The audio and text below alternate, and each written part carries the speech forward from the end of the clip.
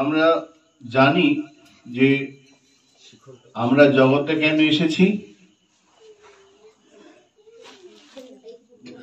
রবীন্দ্রনাথ বললেন, তোমার আনন্দ যজ্ঞে আমার নিমন্ত্রণ। হে ভগবান, তোমার আনন্দের যজ্ঞ পৃথিবী, সেখানে আমরা নিমন্ত্রিত হয়ে এসেছি। তোমার আনন্দ যজ্ঞে আমার নিমন্ত্রণ। বৈষ্ণবগণ বলছেন, আমরা পৃথিবীতে কেন এলাম না, সংসারে এলাম, সংসার করবো, স্ত্রী পুত্র পালন করবো, জগৎ থেকে চলে যাবো। এই জন্য ভালো মন্দ খাবো, ভালো থাকবো, আরামে থাকবো, সংসার প্রতিপালন করবো, চলে গেল। এটা পশুর জীবন। শাস্ত্র বলছেন এটা পশুর জীবন। তাহলে মনুষ্য জীবন কি? ঠাকুর নরোত্তম বলছেন, কৃষ্ণ ভজিবার তরে সংসারেতে আইন। আমরা জগতে কেন এসেছি? কৃষ্ণ ভজন করবার জন্য। এখন এই যে আমরা শুনি, হ্যাঁ সাধন করতে হবে, ভজন করতে হবে, ভজন হচ্ছে না, সাধন করা প্রয়োজন, কথাগুলো শুনি। এখন এই সাধনা বা ভজন সেটা আমরা কি করে করব? তো সত্যরাজ খান, কুলিন গ্রামের সত্যরাজ খান শ্রীমন মহাপ্রভুর চরণে প্রশ্ন রাখছেন। সত্যরাজ খান গুণরাজ খানের কুলিন গ্রামের লোক। কুলিন গ্রামবাসী গুণরাজ খান তিনি একটা গ্রন্থ লিখেছেন। কি লিখেছেন? কৃষ্ণ বিজয় গ্রন্থ। ওই কুলিন গ্রামে কৃষ্ণ বিজয় গ্রন্থ, শ্রীকৃষ্ণ বিজয় গ্রন্থ লিখেছেন। মহাপ্রভু বলছেন, সত্যরাজ খান তুমি তো কুলিন গ্রামের লোক, শোনো, ওই একটা কথায়, ওই শ্রীকৃষ্ণ বিজয় গ্রন্থের একটা কথায় আমি বিক্রি হয়ে গেছি। মহাপ্রভু বলছে, কি কথা? নন্দের নন্দন কৃষ্ণ মোর প্রাণনাথ। আমার প্রাণের নাথকে, আমার জীবনের নাথকে, আমার জীবননাথ, আমার প্রাণনাথ, আমার প্রাণবল্লভ কে? কৃষ্ণচন্দ্র। এই একটা কথা মহাপ্রভু বলছেন, সত্যরাজ খান আমি ওই শুধু গুণরাজ খান না, তার বংশের হাতে বিক্রি হয়ে গেছে। নন্দের নন্দন কৃষ্ণ মোর প্রাণনাথ, এই বাক্যে বিকায়নু তার বংশের হাত। তোমার কথা, তোমার গ্রামের কুকুর সেও মোর প্রিয় হয়, অন্য নাহি দূর। সত্যরাজ খান, মহাপ্রভু বলছেন, হে সত্যরাজ খান তুমি ছেড়ে দাও, তুমি তোমার প্রিয়জন বটেই, তোমার গ্রামে অর্থাৎ কুলিন গ্রামের কোন কুকুর যদি আসে আমি তাকেও ভালোবাসো। তখন মহাপ্রভু কথা শুনে সত্যরাজ খান এটা খুব সুন্দর কথা বলছিল। প্রভু হাত জোর করে বলছেন, প্রভু তোমার চরণে আমার কিছু নিবেদন আছে। হে গৌর সুন্দর, হে সচিনন্দন গৌর হরি, তোমার চরণে আমার কিছু আবেদন নিবেদন রয়েছে। কি? না, সত্যরাজ খান আমাদের হয়ে প্রশ্ন করছেন, হয়ে বলছেন, গৃহস্থী বিষয়ে মুই কিমোর সাধনে শ্রীমুখে আজ্ঞা করো প্রভু নিবেদি চরণে। ও প্রভু তোমার চরণে আমার একটা নিবেদন। কি নিবেদন? না দেখো, আমরা তো গৃহস্থী, গৃহস্থী বিষয়, একে তো গৃহস্থী, দ্বিতীয় বিষয়। গৃহস্থী বিষয়ে আমি কিমোর সাধনে, আমি গৃহস্থ এবং বিষয়ী। গৃহস্থ মানে গৃহে থেকে থাকে যে, গৃহস্থিতে হয়ে ভজন করে যে। গৃহস্থ মানে ঘরে আছে, ভজন করেন, তা ভজন করে। আর বিষয়, বিষয় মানে বিষয়ের প্রতি যে আকর্ষণ। বিষয় বলতে জমি জায়গা শুধু নয়, বিষয় বলতে অর্থ, বৈভব, সম্পত্তি, প্রশংসা শুনবার ইচ্ছা, এই সবগুলো বিষয়। আরো গভীরে গেলে 5টা বিষয়, রূপ, রস, শব্দ, গন্ধ, মেন, এই 5টা, এর সঙ্গে অন্যগুলো জড়িত। পঞ্চ বিষয়, এইগুলো আমাদেরকে সবসময় আকর্ষণ করছে। সাধারণত বিষয় বলতে আমরা বিষয় সম্পত্তি বুঝি, তো গৃহস্থী বিষয়ী। এখন বিষয়ের স্বভাবটা কেমন, যে বিষয়ের মধ্যে আমরা আটকে রয়েছি, বিষয়ের স্বভাবটা কেমন মহাজন বলছেন, বিষয়ের স্বভাব হয় বড় অন্ধ, সেই কর্ম করায় যাতে হয় ভববন্ধ। বিষয় তোমাকে নিজের দিকে টানবে, বিষয় নিজস্ব ক্ষমতা আছে। বিষয়ের স্বভাবটা কি অন্ধের মতো, একই দিকে যায়। বিষয়ের স্বভাব হয় বড় অন্ধ, সেই কর্ম করায় যাতে হয় ভববন্ধ। বিষয় তোমাকে তার দিকে টানবে, আর বিষয় থেকে গেলে পারি তুমি বন্দী হয়ে যাবে। বিষয়ের এমন ক্ষমতা। ঠাকুর রামকৃষ্ণ খুব সুন্দর প্রসঙ্গ বলছেন, বিষয় কিরকম জানো, কিরকম বলে, কোপিন কা ওয়াস্তে, একটা ছোট্ট কোপিনের জন্য, ছোট্ট কোপিন কি খতরনাক হতে পারে। কোপিন সাধু, যদিও শঙ্করাচার্য বলছেন কৌপিন বন্ধু খলু ভাগ্যবান্ত। কে ভাগ্যবান জগতে, না যে শুধুমাত্র কৌপিন পড়ে আছে, আর কিচ্ছু নেই।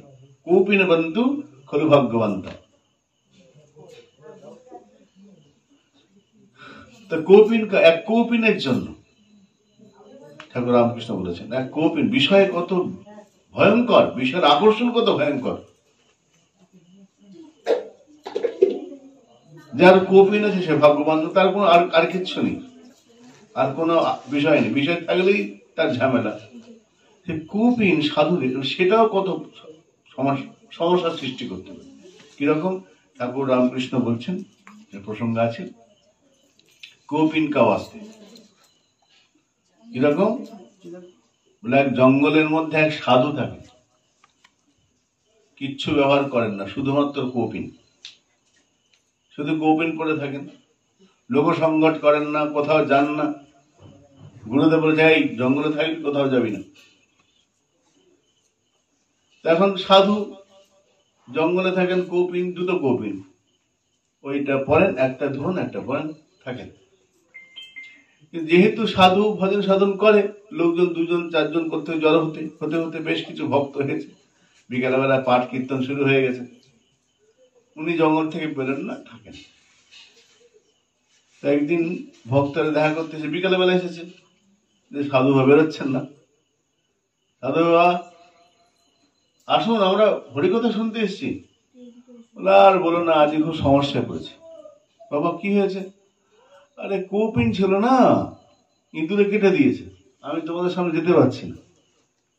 একজন বল, আচ্ছা আমি কালকে 2টো কৌপিন দিয়ে যাবো, দিয়ে যাবো। 2 দিন পর আবার সেই কৌপিন ইঁদুরে কেটে দিচ্ছে, বলে ইঁদুরে কেটে দিচ্ছে। একজন ভক্ত বলল, বাবা এই মাঝে মাঝে দেওয়ার থেকে কাজ করুন, সমস্যাটা রোগটা নিবারণ করে দিন। কি না, ইঁদুরে আপনার কৌপিন কেটে দিচ্ছে। ইঁদুর তো আমরা যতই দেবো, ইঁদুর তো কাটবেই। এক কাজ করুন, একটা বিড়াল পোষুন, বিড়াল থাকলে কিন্তু আর আসবে না, ইঁদুর আসবে না। হ্যাঁ, বিড়ালকে দেখলে ইঁদুর পালাবে।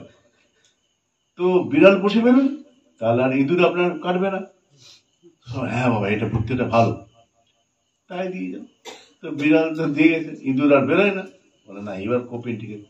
কিন্তু আর এক সমস্যা বাবা হলো, যে আবার কি, বিড়াল তো আছে, খেতে দিতে হবে তো। তাই বাবা ঠিক আছে, আমি কিছু দুধ দিয়ে যাবো 1 কেজি করে। হ্যাঁ দাও। তো ইঁদুরের থেকে হাতে বাজে তো বিড়াল এলো, বিড়ালের খাবারের জন্য দুধের ব্যবস্থা করতে হলো। এবার যে দেয় সে একদিন বলছে, বাবা এই রোজ তো দিয়ে যাওয়ার থেকে খুবই সময়, কাজ করুন, কিছু মনে করবেন না, হ্যাঁ একটা গরু দিয়ে দিই। গোমাতা গরু দিলে আপনারা চলবে, আর বিড়ালের চলবে, ইঁদুর আসবে না। হ্যাঁ এটা ঠিক বলছে। হ্যাঁ বাবা, এটা খুব ভালো, একটা গরু দিয়ে যায়। গরু তো দিয়ে গেল। সাধু বলল, গরু তো দিলে, দেখাশোনা কে করবে? একটা বুড়ি বলল, বাবা আমি তো, তাহলে আমার তো কোনো কাজ নেই, সে গরু সব করে দেবো। আচ্ছা, বুড়ি আসে। এখন কদিন পরে বুড়ির সঙ্গে বুড়ির নাতনি আসতে আরম্ভ করলো, নাতনিও আসে। কদিন পরে বুড়ি বলল, কোমরে ব্যথা বাবা, আসতে পারে না, নাতনি তো আসে। ঠিক আছে, এখন নাতনি আসে, আস্তে সাধুর সঙ্গে নাতনি হয়ে গেছে প্রেম। সাধু ভক্তের বলে, বাবা যখন প্রেম, তাদের বিয়েটা করেই ফেলেন। আচ্ছা, বিয়ে হয়ে গেল। বিয়ে তো হলে এবার সংসার চালাতে হবে, তার জমি কিছুটা লাগে।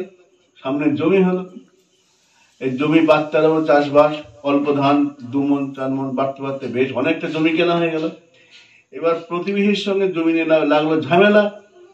প্রতিবেশীও লাঠি বের করেছে, সাধুবার ভক্তরা লাঠি বের করেছে, হাতাহাতি হওয়ার জোগাড়, প্রায় মানুষ লেগে যায়। এই সময় গুরুদেব এসে গেছে। গুরুদেব এসে বলছে, কি রে এখানে এত হয়েছে, এই কেমন আছে, তোর এরকম কেন ব্যবহার? তখন ওর গুরুদেব সব মনে পড়ে। গুরুদেব এক কোপিন কা ওয়াস্তে, একটা কোপিনের জন্য এত কিছু হয়ে গেছে। কোপিনটাকে সামলাতে গিয়ে এত কিছু। তাহলে বুঝলি তো? বাবা বুঝে গেছি, বড় ভয়ানক বিষয়। তো মহাজন বলছেন, বিষয়ের স্বভাব হয় বড় অন্ধ, সেই কর্ম করায় যাতে হয় ভববন্ধ। কোপিন থেকে বিড়াল, বিড়াল থেকে গরু, ব্যাস জমি জায়গা সব হয়ে গেল। তো সত্যরাজ খান মহাপ্রভুকে বলছেন, প্রভু গৃহস্থী বিষয়ী মুই কি মোর সাধনে, আমি তো গৃহস্থ প্রভু, আমার সাধনাটা কি হবে, সংসারে কেমন করে থাকবো? এখন গৃহস্থের গৃহস্থ দুটো ভাগ আছে, সৎ গৃহস্থ বা গৃহস্থী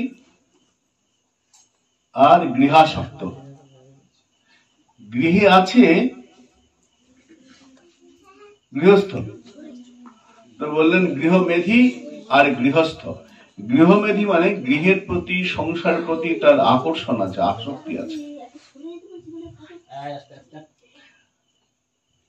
তা কিরকম? মানে এক গ্রামে 2 ভাই ছিল, রামু আর শ্যামু। শ্যামু ছোট ভাই, খুব সরল। রামু বড় ভাই, বুদ্ধি রাখে। এখন বাবা মারা গেছে, মারা যাওয়ার পরে বাবা কি রেখে সম্পত্তি? একটা কম্বল আর একটা গরু, গরু আর কম্বল। এখন 2 ভাই বসেছে, বড় ভাই খুব বুদ্ধিমান চালাক, আর ছোট ভাই সরল। ছোট ভাই দাদা যা বলবে তাই। বড় ভাই বললো, দেখ বাবা তো বেশি কিছু রাখেনি, একটা গরু রেখেছি আর একটা কম্বল আছে, শোন আমি একদম সমান সমান ভাগ করবো, কোন রকম তোকে ঠকাবো না, তোকে বলবে না যে ঠকিয়েছে, সমান সমান ভাগ করবো। হ্যাঁ দাদা তুমি যা বলবে তাই। বড় ভাই বললো, শোন কম্বল একটা দিন 24 ঘন্টা, তাহলে 12 ঘন্টা তুই, 12 ঘন্টা আমি। হ্যাঁ দাদা ঠিক আছে। আর গরু, তো গরু পুরনো গরু, দেখ সামনের গরুর সামনের পোর্শনটা তুই আর এই পেছনের পোর্শনটা আমি, পেছনে মল মূত্র ফেলবে ওগুলো আমি দেখবো, তুই সামনের পোর্শনটা নিবি। হ্যাঁ দাদা ঠিক আছে।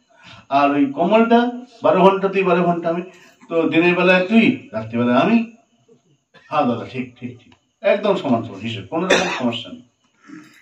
কিন্তু যখন ব্যবহার প্রয়োগ হচ্ছে তখন দেখছে ঠিক মিলছে না। কেন না, সারাদিন দাদার কম্বলটা ভাইকে রাখতে দেয়, রাত্রি হলেই বলে দেয়, আর রাত্রি হলে ঠান্ডা পড়ে, ভাই দেখে ভাই ঠান্ডা পায়।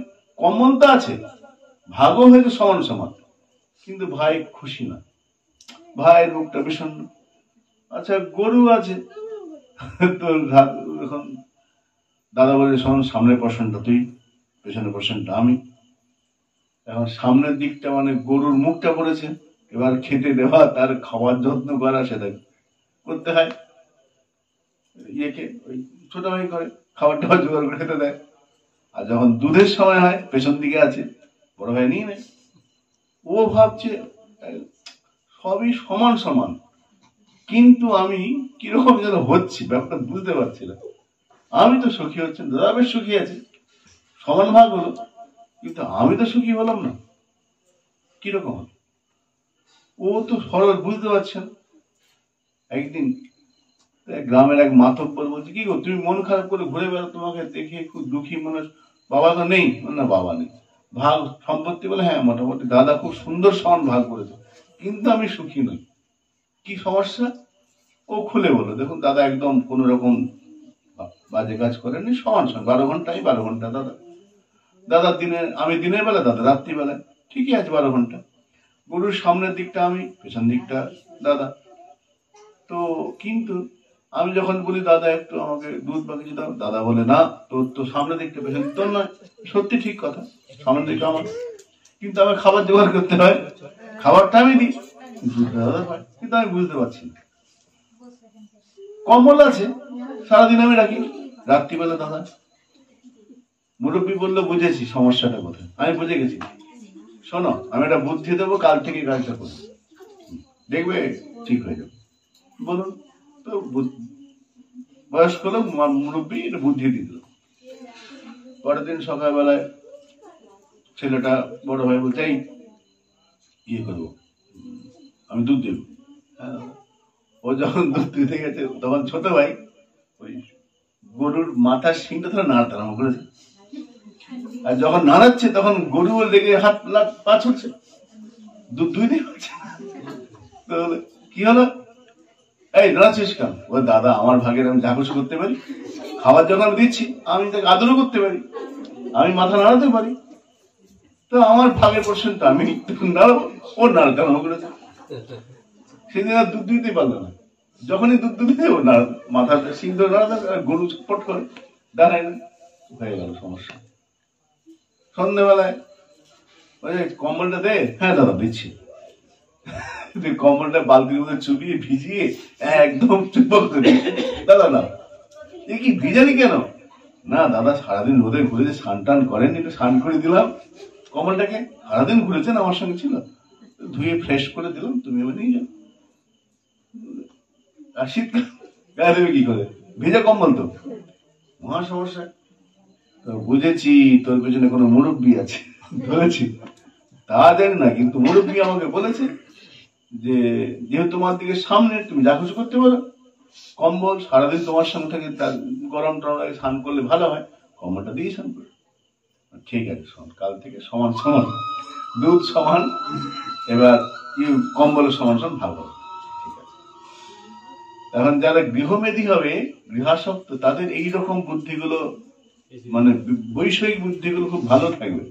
কি করে আমি লাভবান হব সংসার থেকে, এই ভাবনা থাকবে, একে বলা গৃহমেধী। গৃহস্থ নয়, গৃহমেধী। কিন্তু এখানে সত্যরাজ খান মহাপ্রভুকে বলছেন, গৃহস্থ বিষয়ী মুই কি মোর সাধনে, আমি তো গৃহস্থ। গৃহস্থ দুটো ভাগ, একটা গৃহমেধী আর গৃহস্থ, বা সৎ গৃহস্থ বা অসৎ গৃহস্থ। সৎ গৃহস্থ কিরকম হবে? সৎ গৃহস্থ লক্ষণ কি? মানে গৃহে আছে কিন্তু তার ব্যবহারটা সৎ, এবং গৃহস্থের যা যা ধর্ম সেগুলো ঠিক ঠিক পালন করবে। গৃহস্থের বা ধর্ম কি? ধর্ম নেই, বাড়িতে অতিথি আপ্যায়ন, সকলকে আদর স্নেহ দেওয়া। গৃহস্থ অন্য 3টে বর্ণকে সেবা করবে, ব্রাহ্মণ, সন্ন্যাসী বা ব্রহ্মচারী, এদের দেখাশোনা কে করবে? ব্রাহ্মণ বা সন্ন্যাসী ভিক্ষা করে কোথায় করবে? সন্ন্যাসী ঘরে না, গৃহস্থের ঘরে ভিক্ষা করবে। তো সন্ন্যাসীকে ভিক্ষা দেওয়া কর্তব্য গৃহস্থের। ব্রাহ্মণের প্রতিপালন করার দায়িত্ব কার? গৃহস্থের। ওই জন্যে গৃহস্থ আশ্রমকে ভালো বড় বলা হয়েছে, কেন এরা অন্য 3টে বর্ণকে পালন করে। 3টা বর্ণ আশ্রমকে, ব্রহ্মচর্য, গৃহস্থ, বানপ্রস্থ, সন্ন্যাস। এই ব্রহ্মচর্য বানপ্রস্থ, সন্ন্যাস, এই যে তিনটে আশ্রম, এই তিনটে আশ্রমকে পরিপোষণ পরিপালন করবে গৃহস্থ আশ্রম। তাহলে গৃহস্থ সৎ হতে হবে, এই তিনটি আশ্রমকে পালন করার দায়িত্ব গৃহস্থের। বাড়িতে অতিথি এলে তার সেবা করা, আদর করা, এবং আদর মানে যেমন তেমন নারায়ণ জ্ঞানে, অতিথি নারায়ণ সেবা করতে হবে। সন্ত মহারাষ্ট্র এক সাধু সন্ত একনাথ, খুব সুন্দর তার জীবনী। তার নিয়ম ছিল প্রতিদিন বাড়িতে সাধু সেবা হবে, অর্থ থাক না থাক জানে না, সাধু সেবা করতে হবে। একদিন সকাল থেকে বৃষ্টি পড়ছে, ঝমঝম করে বৃষ্টি পড়ছে, ভিতরে চলে প্রচন্ড বৃষ্টি,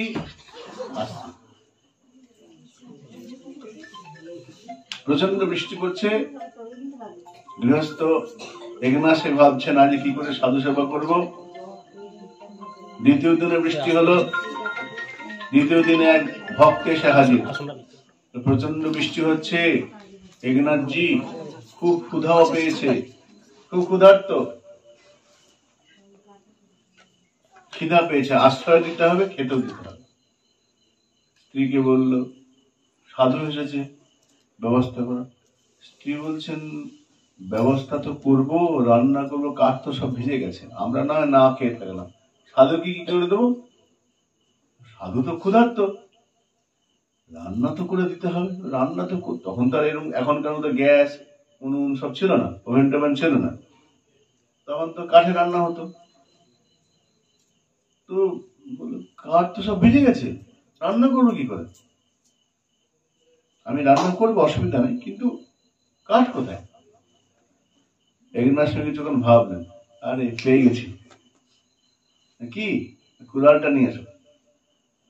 আরে কুড়াল তো আনবো, কি করবে কি? বলে খাটটা আছে না, কাটবো, খাটটাকে বলে কেটে লাগাও রান্না। যে ঘাটে রোজ ঘুমানোর খাট, কাঠের কাঠ ছিল, কেটে টুকরো করে রান্না লাগিয়ে দিয়েছে। হ্যাঁ,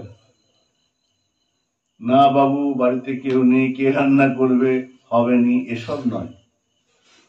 বৃষ্টি পড়ছে, কাঠ নেই, ভিজে গেছে, ঘরের খাট কেটে সাধু সেবা, সৎ গৃহস্থ। আরেকটি একনাথ স্বামীর জীবনে ঘটনা আছে, অর্থ নাই কিন্তু সাধু সেবা নেশা লেগে গেছে।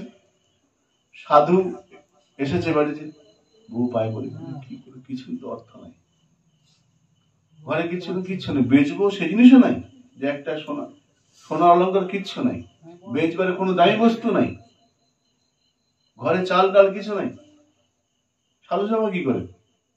উনি তো সাধুকে বলছেন আজকে আমার বাড়ি নিমন্ত্রণ, বলে তো দিয়েছি, ঘরে তো কিছু নেই বেচার, আর কাঠ তো আগেই কেটে দিয়েছেন, ওই খাটটা ছিল কাটা রান্না লেগে গেছে, কি করে? পেয়েছি, কুড়ালটা নিয়ে আসো। কি হবে?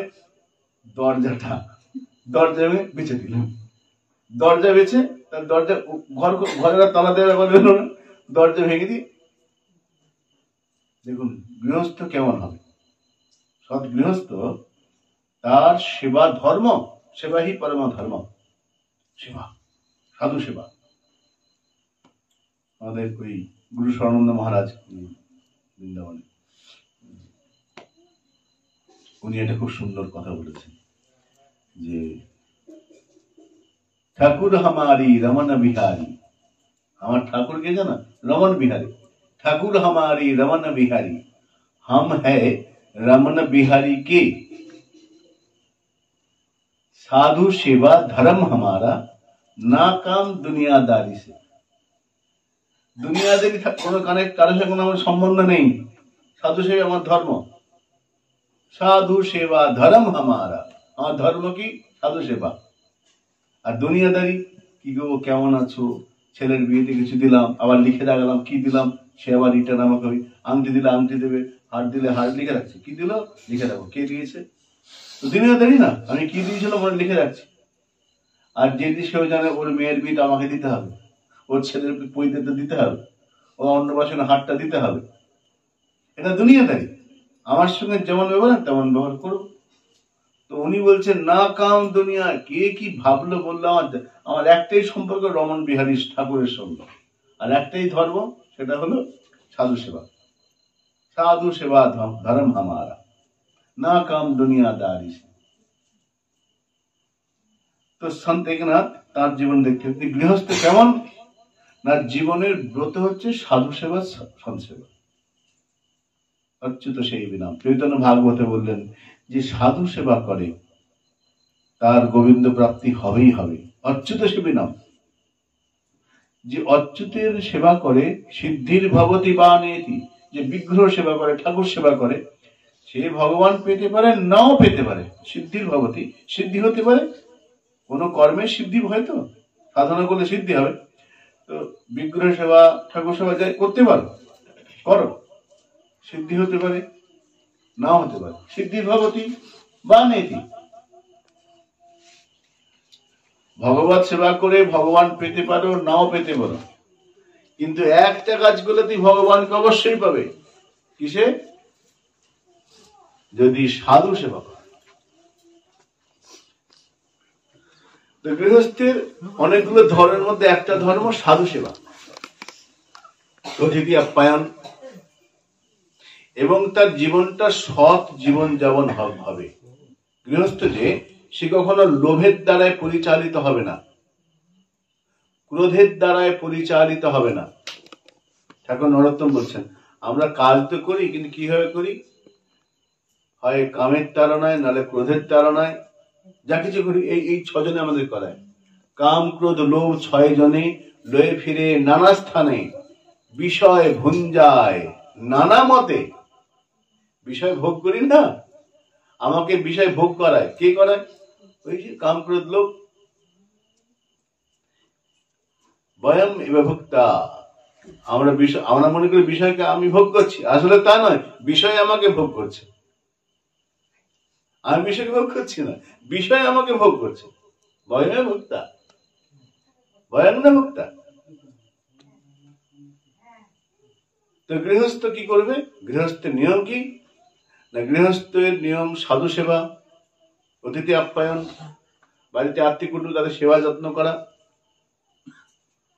নিত্য কর্ম যা সংসার প্রতিপালন। কিন্তু প্রতিপালনটা কেমন হবে? নিরাসক্ত অবস্থায়। সাধু গৃহস্থ সাধু মানে সে কিছু দেখবে না, সব কাজ করবে, কিন্তু আসক্তি শূন্য অবস্থায়। আসক্তি বন্ধনের কারণ। তো